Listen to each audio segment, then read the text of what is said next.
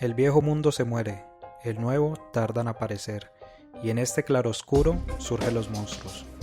Esto escribió el viejo Sardo cuando en Europa se alzaban las fuerzas oscuras que pondrían en riesgo al mundo en los años 30 del siglo pasado. Hoy nos encontramos en la misma situación. Peligros y esperanzas se juntan para hacer del futuro algo incierto. Acompáñenos en este viaje para comprender en qué punto de la historia nos encontramos y avisorar un nuevo horizonte que deje atrás los peligros de nuestra época. Esto es El Mundo en Claroscuro.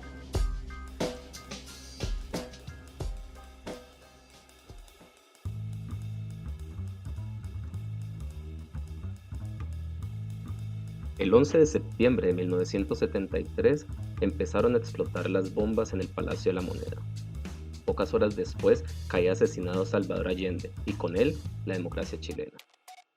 Ese mismo día se instauró en Chile una fuerte dictadura militar, que no solamente desterró la democracia del país, sino que también fue la entrada triunfante de Milton Friedman a Latinoamérica. Les habla Juan Camilo Castillo y hoy en El Mundo en Claroscuro hablaremos del neoliberalismo y la pandemia. Para tratar este interesante tema nos acompaña Angie Ordóñez, quien tiene un pregrado en Administración y Dirección de Empresas de la Universidad Nacional de Colombia. Además, ella es magíster en Análisis de Problemas Políticos, Económicos e Internacionales Contemporáneos de la Universidad Externa de Colombia y magíster en Ciencias Humanas y Sociales de la Universidad París 3. Hola Angie, Buenas tardes, ¿cómo está? Muchas gracias por la invitación. muchas gracias que nos acompañes. Igualmente nos acompaña Santiago Vázquez, quien es sociólogo de la Universidad del Valle y cuenta con máster en Sociología de la Escuela de Altos Estudios en Ciencias Sociales de París. Hola Santiago, ¿cómo estás? Hola Juan Camilo, muchas gracias por la invitación. Muchas gracias a ti también. Quiero darles las gracias de participar en este tercer episodio. Antes de entrar en calor, quiero invitarlos a escuchar el siguiente audio que nos puede servir también de insumo para la discusión que aquí desarrollaremos. El neoliberalismo es también una antropología, una idea de la naturaleza humana, hay una idea del derecho, una idea del Estado, de la educación, de la salud, etcétera, etcétera. Es decir, es un programa extenso, complejo, es una ideología en el sentido más fuerte de la palabra y es un programa político, seguramente la ideología, el programa político más influyente de la segunda mitad del siglo XX. ¿Qué es lo que pretende esta forma de ver la sociedad, la economía y la política? Pretende fundamentalmente que el Estado, el gobierno, no se involucre para nada o lo menos posible en la economía. Quiere decir esto. Esto quiere decir, por ejemplo, que el Estado no debe imponer reglas o las mínimas reglas a la actividad económica. Y al quitar reglas, significa quitar reglas de todo tipo, reglas medioambientales, por ejemplo. Prohibirle a las empresas que contaminen es algo que no debe hacer el gobierno o el Estado. La palabra neoliberalismo está presente en un gran número de discursos políticos y en muchas de las reivindicaciones populares. En el audio anterior, los autores nos dan una muestra sobre eso, pero igualmente es una palabra común en la academia, la sociología, la ciencia política, la economía y la filosofía política utilizan en muchas de sus reflexiones esta palabra. Quiero aprovechar para empezar por lo elemental y preguntarles por el neoliberalismo. Entonces, Angie, cuéntanos qué es el neoliberalismo y cómo se pueden reconocer algunas medidas económicas neoliberales. Bueno, el neoliberalismo es una teoría de gobierno que combina dos características. Primero, los mecanismos del mercado son los más eficaces y justos para organizar la actividad económica. Y dos, en esta teoría se considera que los mercados emergen espontáneamente, que esto va a ser posteriormente una de las grandes críticas porque los mercados no emergen de la nada. Entonces, de esta forma, el neoliberalismo es una doctrina de creación y mantenimiento de mercados por el sesgo de un Estado fuerte en intervenciones incesantemente reguladoras. A razón de ello, un Estado neoliberal instaura políticas permanentes de mercantilización y despolitización. En esta medida, algunos autores como Jean-Pierre Maillot Él considera que el neoliberalismo es un régimen institucional, donde este régimen es un conjunto de valores, estilos argumentativos y de registros de justificación más o menos coherentes entre ellos. Entonces, esto no es solamente una doctrina, es el conjunto de esas ideas. En esta medida, el Estado neoliberal va a implementar dos estrategias principales. Una, que es la privatización, va a tocar las formas más básicas, todas las actividades contractuales, ¿cierto? En eso nosotros lo hemos visto por ejemplo, las varias diversas reformas laborales, particularmente la Ley 789 de 2002, donde se contractualiza y se tercerariza todas las actividades económicas o algunas, por ejemplo, en el sector salud ahora con los médicos, y también la Ley 100 de 1993, cuando se desaparece el seguro social y se crean las EPS como entidades prestadoras de servicios y que son netamente privadas. Por otra parte, está la tecnificación, que era lo que venía en el audio del inicio, donde la tecnificación se dice que se tiene que vencer el clientelismo, ¿cierto? Porque la teoría y esta doctrina de gobierno neoliberal lo que trata y lo que dice en su ser es que trata de vencer el clientelismo, pero lo hace por medio de la minimización de las arenas políticas y de decisión. Entonces, lo que hace es designar ciertas instituciones con los llamados expertos. Por ejemplo, tenemos el Departamento Nacional de Planeación, tenemos, en el caso del agua, las corporaciones regionales autónomas, quienes son los expertos y van a tomar las decisiones porque los políticos se consideran como clientelistas y oportunistas, tienen un comportamiento oportunista. Muchas gracias por tu respuesta, ha sido bastante clarificadora.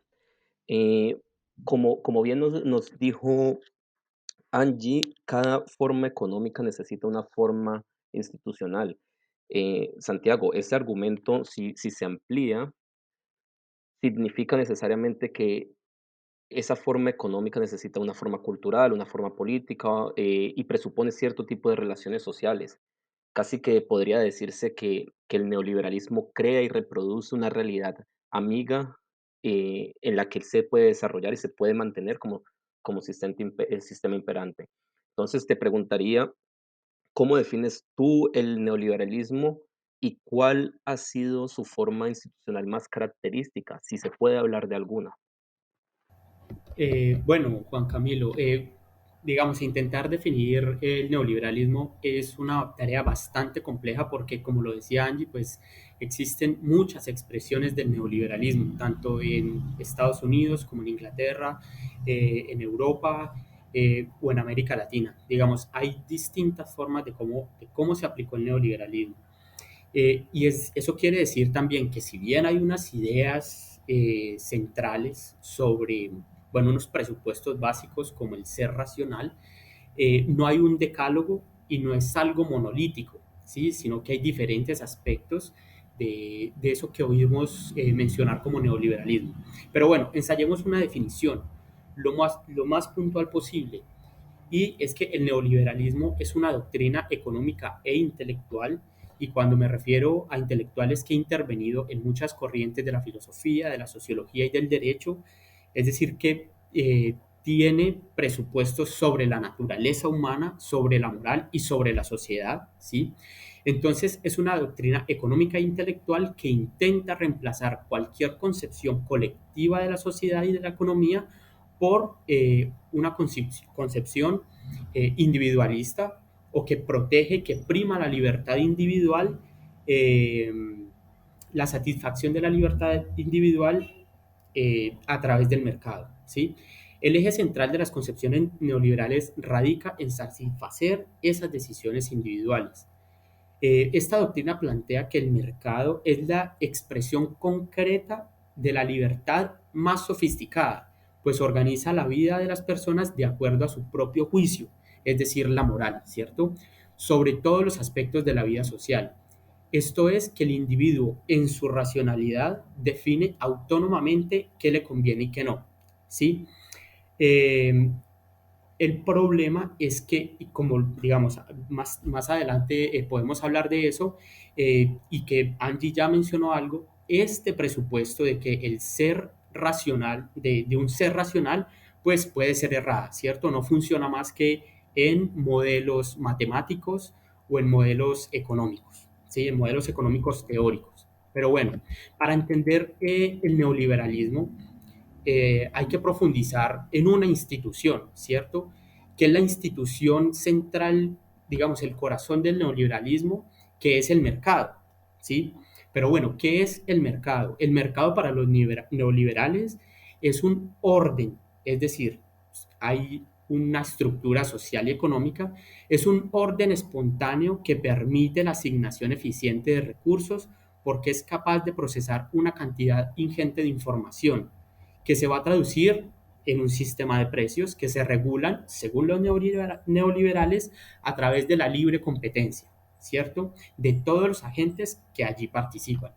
Bueno, todo esto que he descrito y que ha sido bastante, digamos, sintético, podría sonar como, digamos, cantos de sirena porque permite desarrollar las decisiones individuales y todo esto. Sin embargo, en la práctica, esto ha tomado otros rumbos y ha perjudicado, digamos, a la mayoría de la población donde se han aplicado con fuerza estas medidas. Y esto que ha traído, digamos, la implementación de una economía fuerte de mercado ha sido la precarización laboral, el desmonte de los sistemas públicos de salud y de pensión, la privatización de distintos ámbitos que manejaba antes el Estado. Esto porque las ideas neoliberales buscan contrarrestar no solo cualquier intervención del Estado en la sociedad, sino porque consideran que el Estado solo debe existir para garantizar la existencia y la reproducción del mercado, ¿sí?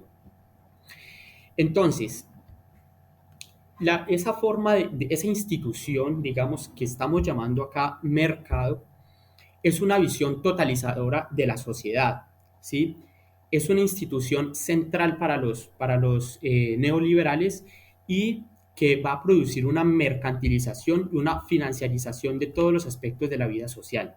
Esto va desde la salud, digamos, más tarde podremos hablar de eso, con la privatización de los sistemas y todo eso, hasta los eventos culturales, ¿cierto? Que ya no se van a ver sino como una mercancía. Bueno, si lo queremos pensar en términos dicotómicos, sería todo lo opuesto a un estado de bienestar. El modelo neoliberal es una contraposición a cualquier modelo colectivista de sociedad y de economía, llámese estado de bienestar, estado social de derecho, socialdemocracia, socialismo, etcétera, donde los aspectos básicos como salud, educación y cultura deben de ser derechos garantizados por el Estado, ¿sí? Aquí, en el sistema neoliberal, todos esos aspectos deben estar sujetos a las dinámicas del mercado. Ok, muchas gracias. En la intervención de Santiago hay algo que me deja, bueno, en la de Angie también, y es que no hay una sola forma del neoliberalismo, sino que hay diferentes formas de neoliberalismo.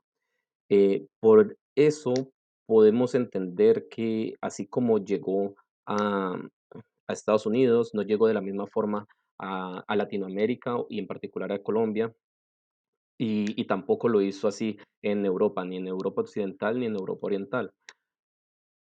Quiero entonces preguntarte, Santiago, eh, si nos puedes explicar de grosso modo qué papel jugaron las dictaduras militares en el Cono Sur en esta instauración del neoliberalismo, por decirlo de alguna forma.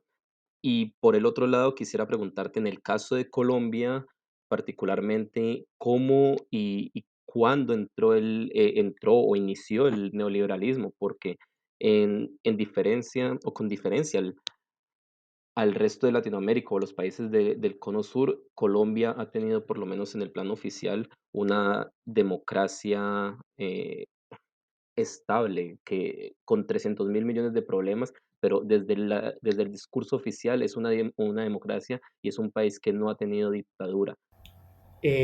Bueno, mm, digamos, es ampliamente conocido que Chile fue, digamos, el primer experimento neoliberal muy controlado, de hecho, de aplicación de las medidas neoliberales. ¿Y esto cómo se dio? Bueno, hablando un poco de instituciones, digamos, que han legitimado, y siquiera ahorita hablamos de esto de la legitimación del neoliberalismo, que han legitimado la aplicación de estas medidas y han sido, bueno, la dictadura chilena, pero hay una instancia muy importante y va a ser la Escuela Económica de Chicago, ¿sí? Y diferenciémosla, digamos, de la Escuela de Sociología de Chicago. La Escuela Económica de Chicago, digamos, fueron los grandes abanderados de impulsar desde la academia estas medidas económicas, ¿cierto? Entonces, con una dictadura, digamos, fue mucho más fácil implementar medidas de privatización y de libre mercado en un país como Chile, a diferencia de otros países, digamos, en términos eh, gruesos democráticos como Colombia, ¿cierto? Donde podía haber oposición, bueno, con todos los problemas que hay, pero bueno, en Chile fue mucho más controlado ese proceso gracias a la dictadura, ¿sí? Y surgió lo que se llamó coloquialmente como Chicago Boys, ¿cierto? Y eran think tanks de la economía, tanques de pensamiento de la economía que le sugerían a los gobiernos qué medidas aplicar para la economía.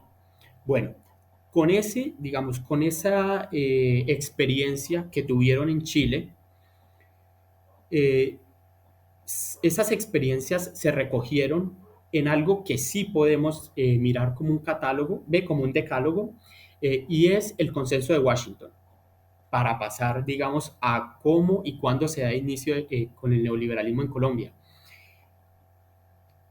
El consenso de Washington fue una serie de medidas, eran 10 puntos, donde se recogía, digamos, la experiencia de 20, 30 años de modelo neoliberal en Chile, y que fue digamos, una apuesta eh, para que algunos gobiernos aplicaran esas medidas neoliberales. Esos puntos eran, por ejemplo, la disciplina fiscal, recorte al gasto público, reformas tributarias, ¿sí?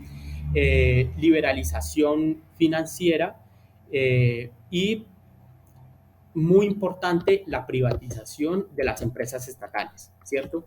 Esas medidas del consenso de Washington fueron aplicadas en Colombia a partir de los años 90, con la llegada al poder del gobierno de César Gaviria. Y en el gobierno de César Gaviria, estas medidas, este paquete, digamos, adoptó el nombre de apertura económica, ¿sí? Digamos, si bien desde los años 60 y 80 ya se habían tomado algunas medidas de liberalización del sistema financiero en Colombia y digamos, algunas disminuciones arancelarias para algunos productos específicos, no es sino en el 90 que se empieza a regir en Colombia esas medidas llamadas en Colombia como apertura económica, ¿sí? Esa apertura económica dio paso a que en la Constitución del 91, cuando se está haciendo la Constitución del 91, haya prácticamente dos constituciones. De un lado, una constitución que da grandes beneficios sociales, dentro de eso, digamos, el derecho a la acción de tutela, ¿sí? Pero por otro lado, esté lo que se conoce como la constitución económica, ¿cierto? Y es darle grandes beneficios, digamos, darle la entrada en Colombia legalmente a el neoliberalismo. ¿Cómo? A través de declarar, por ejemplo, la salud y la educación ya no como derechos, sino como servicios. Digamos, el cambio allí del concepto le da entrada a la privatización de estos elementos como salud y educación. Ok, según lo que nos dices, esto lo pego con lo que nos decía Angie al inicio y en ese sentido, la ley 100 es una ley que está eh, pensada en ese sentido de que la salud no es un derecho, sino que es un servicio. ¿Podrías explicarnos, o tú, Angie, podrían explicarnos brevemente cuál es esa diferencia entre un derecho y un servicio? Bueno, en ese orden, la diferencia entre el derecho y el servicio. El derecho es naturalmente adquirido por el hecho de ser ciudadano. El servicio tú tienes que pagar para obtenerlo. Entonces, hay una mercantilización, hay una transacción hecha para que tú obtengas ese servicio y el derecho prácticamente se pierde.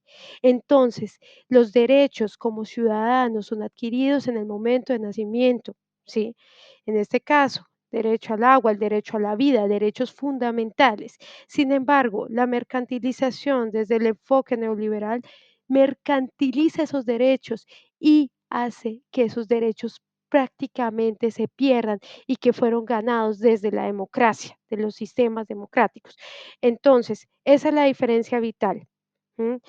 ¿Qué sucede? La mercantilización ya lo que hace es atomizar esas decisiones de esos individuos, ¿sí? Se pierden los derechos.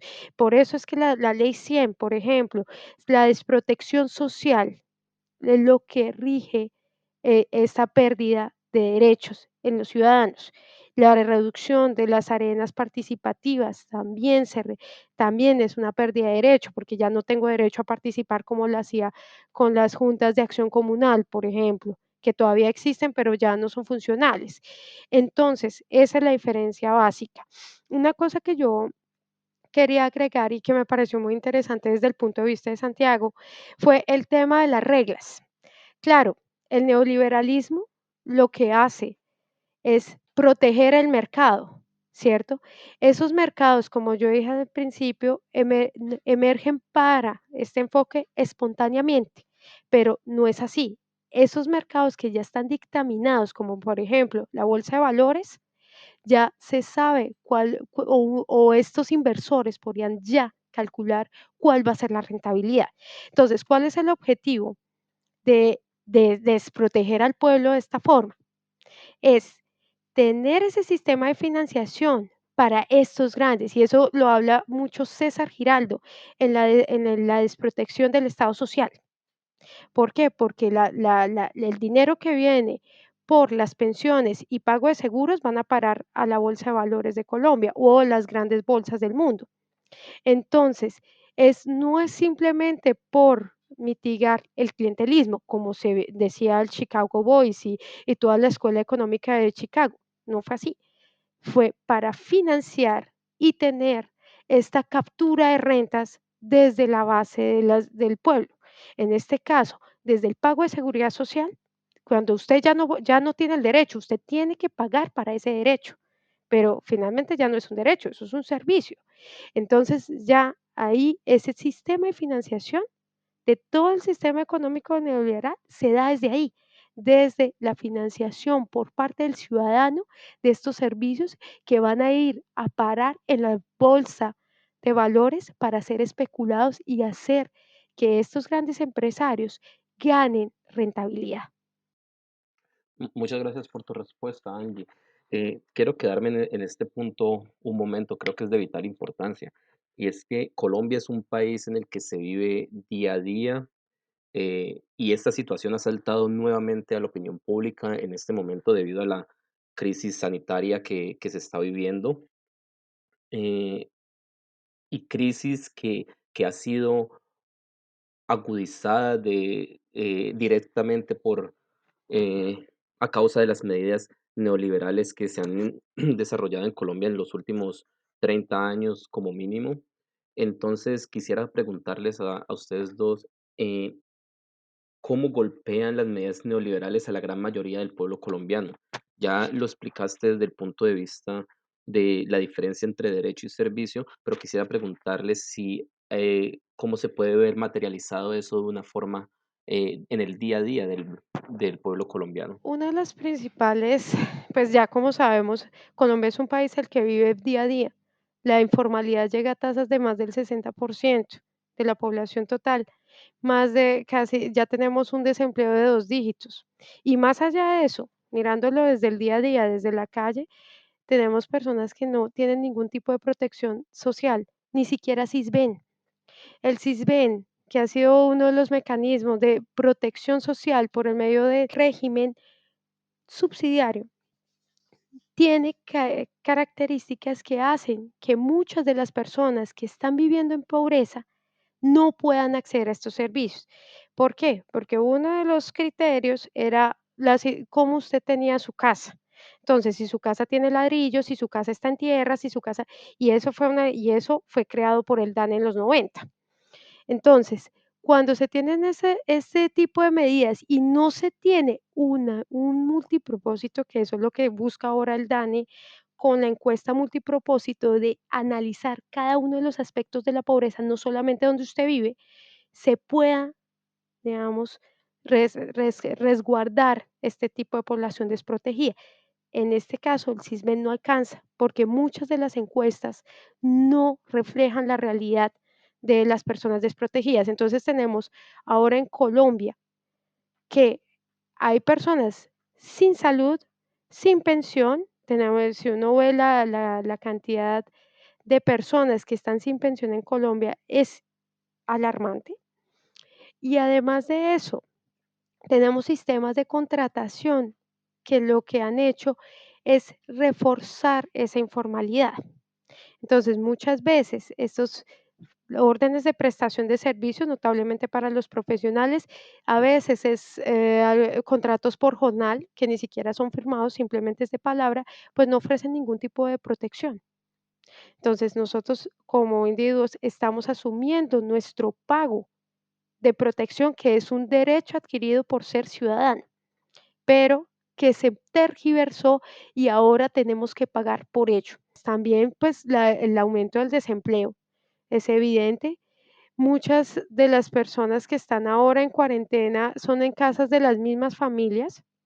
No tenemos, tenemos casos donde ya no se puede pagar arriendos y evidentemente eso afecta también a las personas que arriendan. No podemos olvidar eso. Si bien hay personas que están protegidas por el derecho, hay otras que se desprotegen. Entonces, ha sido realmente una crisis que ha pegado bastante fuerte entre estos sistemas. Se ve que el sistema también de seguridad social, notablemente el de salud, no tiene la estructura suficiente porque ha sido privatizado. Y ahí está, ahí es donde radica la diferencia entre cuando usted está en Francia y cuando usted está en Colombia. ¿Por qué? Porque hay unas diferencias de fondo y en este caso es porque hubo una privatización de las instituciones sociales. Esta terciarización lo que hizo fue que todos estos prestadores, EPS o IPS, tengan baja capacidad de respuesta institucional porque trabajan bajo una lógica corporativista de reducir o minimizar costos para aumentar la ganancia y no y tenemos también profesionales, que ya lo hemos visto en el país, profesionales de la salud que están precarizados, que no tienen ningún contrato misional y ejerciendo una actividad misional, no tienen un contrato laboral, tienen órdenes de prestación de servicios que es por producto y por tiempos. No les ofrecen ningún tipo de protección. Muchas gracias por tu aporte. Santiago, ¿tú cómo verías esta situación? Eh, Juan Camilo, mira, yo bueno, estoy de acuerdo con, digamos, con todo lo que ha dicho Angie, pues alrededor de la precariedad laboral y las consecuencias que estamos viviendo en medio de estas crisis, pues gracias a la precariedad. Pero, digamos, hay un elemento que también es, digamos, medular para el neoliberalismo, que yo lo mencioné al principio, que es la financiarización de todos los aspectos de la vida social. Y esa financiarización de todos los aspectos de la vida social lo estamos viendo en estos momentos y, digamos, es una de las medidas que golpea muy fuertemente a toda la sociedad colombiana, y es que las pocas ayudas estatales se están dando a través de la banca. Es decir, el gobierno está destinando fondos que son públicos, digamos, es dinero que es de todos los colombianos, eh, para dárselo a los bancos, para darle liquidez a los bancos y que ellos, los bancos, es decir, la banca privada, ofrezca créditos al público, ¿cierto? ¿Cuál es el problema allí? Que no, ese dinero que es público pasa a manos de privados para que se lo presten al público, ¿cierto? Y esto es una gran medida, digamos, neoliberal, porque solo se le está dando liquidez a los bancos y están dejando pues en un nivel de endeudamiento increíble a las personas que en estos momentos no están pudiendo trabajar o a los pequeños empresarios que no están pudiendo pagar nómina, ¿sí? Y que el problema, bueno, si acceden a un crédito es que dentro de un año van a seguir endeudados y dentro de 2 años van a seguir endeudados. Entonces, esa financiarización también trae unos efectos muy nocivos tanto para la sociedad colombiana como para la economía. ¿Sí? Están tapando un hueco, abriendo otro más grande. Comprendo, es una situación en la que el pueblo colombiano está perdiendo sus derechos y sus posibilidades de obtener una vida digna. Yo lo resumiría, de acuerdo a lo que ustedes nos han dicho, de esta forma, y es que el neoliberalismo crea una sociedad democrática abiertamente antidemocrática. Es la paradoja de la economización de todos los aspectos de la vida, del- de la vida humana.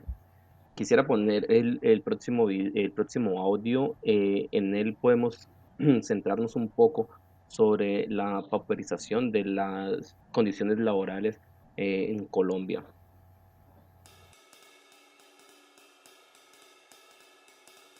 La crisis del sector cultural en el marco de la coyuntura que nos asiste, en la pandemia y en las medidas adoptadas por los estados que devienen en esta crisis económica y social que nos acecha, eh, pues recrudece algunos elementos de la cultura que anteceden a este evento, que es su carácter informal, desregulado e inseguro de su oficio y de su gestión, asimismo como su profesionalización tardía y poco difundida pues, por las instituciones de educación superior y de educación media, tanto privadas como públicas. Y pues esto que redunda en los aspectos plenamente característicos de la informalidad y de la precariedad, que son pues, los pagos desregulados, los tiempos flexibles y riesgosos de sus ingresos.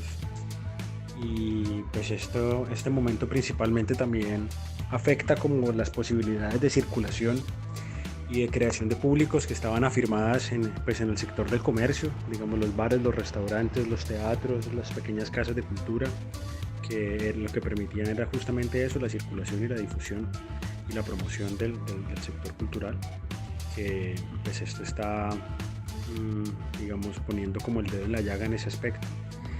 Y de alguna forma la imposibilidad del Estado de garantizar como la identificación de las personas que se dedican a las artes, porque no cuenta no cuenta en sus bases de datos con esta identificación justamente por la informalidad, pues lo que impide es que haya soluciones colectivas o estamentales del sector cultural. Pues está cargada la responsabilidad del destino de estas personas sobre el individuo y sobre la capacidad de agencia de cada cual. En el audio anterior escuchamos al músico caleño Carlos Beltrán, en el que nos habla sobre la situación actual de de los músicos en Cali, y aunque eso no es una situación exclusiva de los músicos en Cali, sino que es una situación de todos los trabajadores en Colombia, y es que la pérdida constante de derechos laborales es una marca de originalidad del neoliberalismo. Entonces, quisiera preguntarles para que me respondan brevemente, cómo se ha dado el desarrollo de la precariedad laboral en Colombia y por el otro lado, haciendo aquí un poquito de futurología, por decirlo de alguna forma, ¿cómo piensan ustedes que será el panorama de los derechos laborales en Colombia, en una Colombia pospandemia? Bueno, digamos, con la implementación de todas las políticas aperturistas que fueron, digamos, políticas neoliberales, eh, los trabajadores en Colombia, si bien ya veníamos en una informalidad laboral grande, eh, esa informalidad se agravó con la aplicación de esas medidas neoliberales, ¿sí? Y esto, digamos, se tradujo en el debilitamiento también de los sindicatos eh, y en que, digamos, las grandes empresas contratan, como lo decía Angie, por prestación de servicios y pues muchas pequeñas y medianas empresas no tienen, digamos, cómo acceder a firmar contratos laborales eh, digamos, tengan unas buenas prestaciones. Bueno, además de que la economía es muy informal, ¿cierto? Mucha gente trabaja en la calle, mucha gente vive del día, pues lo que se viene no es muy alentador, ¿cierto? ¿Por qué? Porque la gente no está pudiendo salir a trabajar, no está pudiendo resolver lo del día, ¿sí? Y esto hace pues que el futuro, al menos en el plano económico, sea muy difícil. ¿Por qué? Porque la reactivación que se tiene que hacer de la economía, ya estamos viendo que no es una reactivación que el gobierno esté haciendo a través de la inyección de dinero pues a los consumidores y a las empresas directamente, sino que está reactivando la economía de los bancos. Entonces no creo que sea muy alentador el futuro, creo que va a haber hambre, ¿sí? Y la reactivación de la economía no va a ser la mejor por, digamos, por lo histórico de las medidas económicas que se han tomado. Angie, ¿y tú cómo analizas esa situación y nos podrías explicar brevemente cómo lo ves en un futuro próximo? Bueno, como bien dice Santiago, los contratos de prestación de servicios ha sido como, bueno, para las personas naturales han sido uno de los más importantes. En este caso trabaja por productos y muchas de las actividades misionales han sido puestas. En el caso de los profesionales y jóvenes profesionales, ha sido una de las tareas más difíciles de erradicar. Sin embargo, pienso, y por lo que he escuchado en el sector salud sobre todo, algunas actividades misionales se tienen que reevaluar, en este caso el sector salud. Más del 60% de las personas que trabajan dentro del sector salud tienen órdenes de prestación de servicio y a pesar del decreto que expidió el presidente hace unos días frente a la pandemia y de la obligación de este sector de asumir el, el deber, ¿cierto?, ciudadano de combatir esta epidemia, muchos de ellos se quejaron por el tema de las órdenes de prestación de servicios. Entonces creo que tengo una visión un poco más positiva en términos de que ciertos sectores pueden y van a lograr realizar o lograr eh, ser un poco más en términos de la formalización de sus trabajos. En este caso, notablemente el sector salud.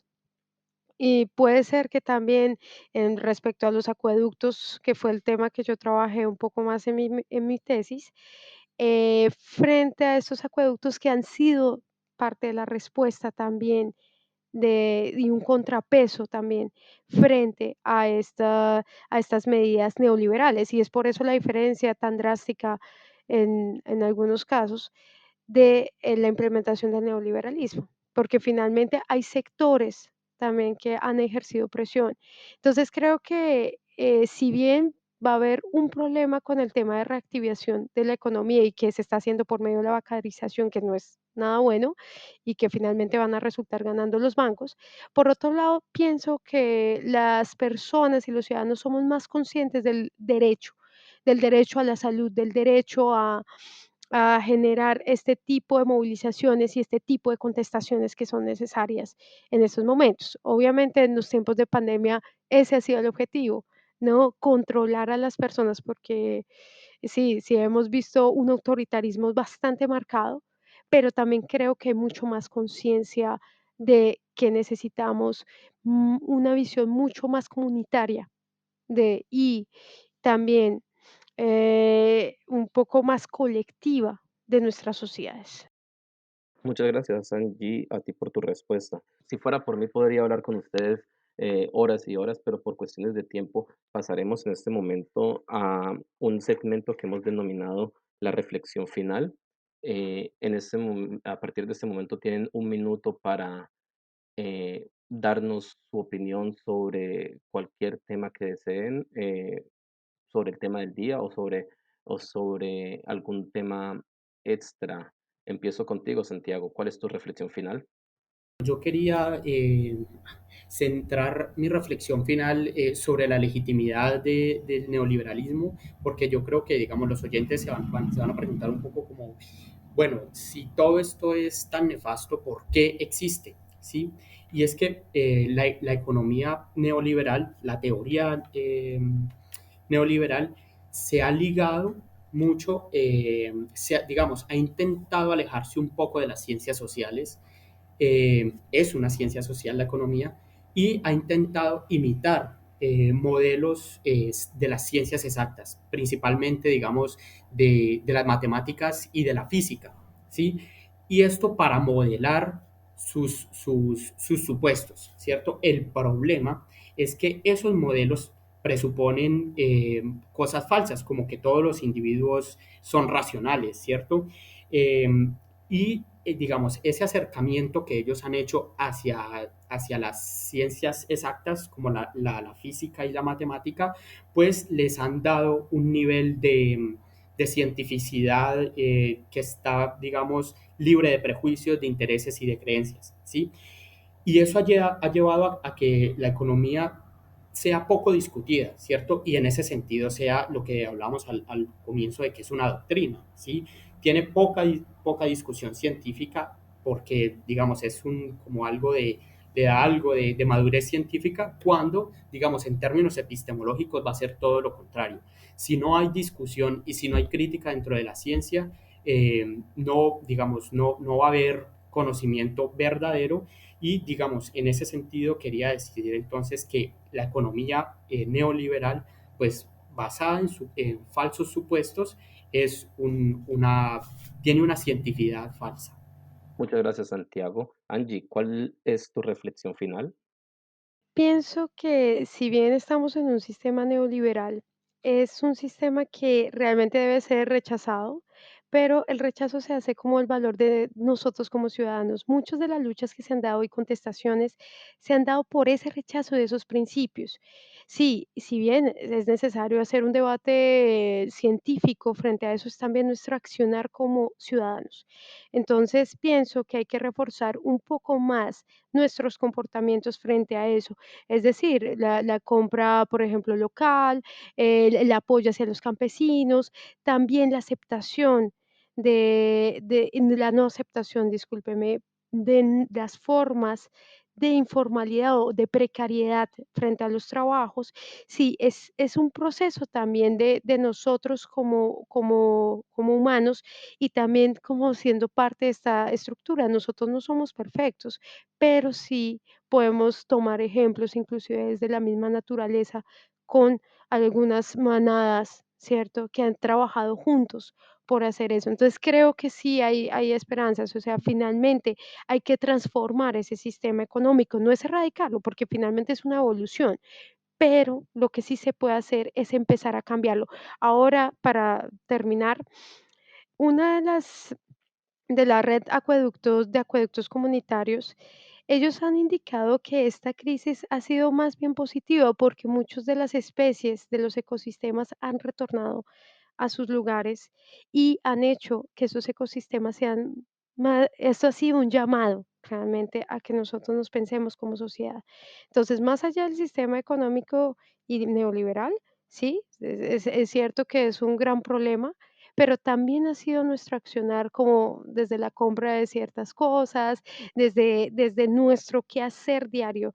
Entonces, creo que es una buena forma también de repensarnos y repensarnos como sociedad. Muchas gracias a ti, Angie. Muchas gracias, Santiago. Muchas gracias a todos por acompañarnos el día de hoy. Invito a quienes nos escuchan a seguir nuestros canales en YouTube y Spotify para que no se pierdan los episodios venideros. Esto es El Mundo en Claroscuro. Los invitamos a ver nuestro próximo episodio y recuerden, el neoliberalismo ha llevado al mundo a vivir una larga y terrible noche.